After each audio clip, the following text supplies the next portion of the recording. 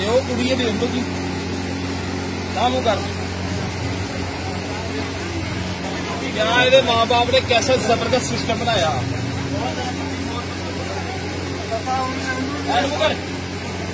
आ देखिए हम इहदा मुँह कैसा निकल अंदरों।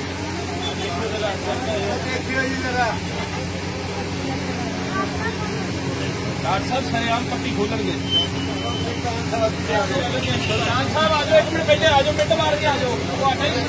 बड़े सरपंच साहब आप पीछे हो MS नहीं इतनी करना सामने सारे सामने करना है। अफगानिस्तान क्यों आई है ना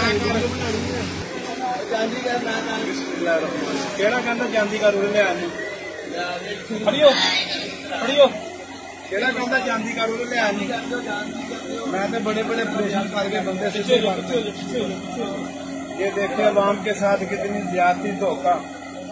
हमारी सादा लो अवाम नमान और बच्चा जख्म राम आ रहे सारे जख्म तो राम आएगा। मेरा बच्चा रोना नहीं है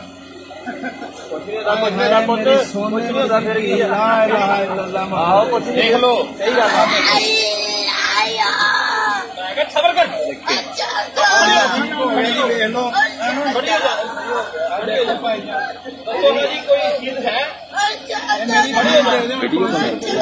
बन रही है वीडियो बन रही है हाल पता की है नप के रखो यदि माई आएगी ना तो उन्होंने नपियो फिर रखो।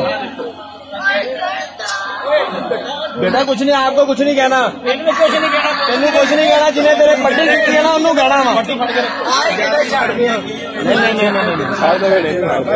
ठीक है जी ठीक है।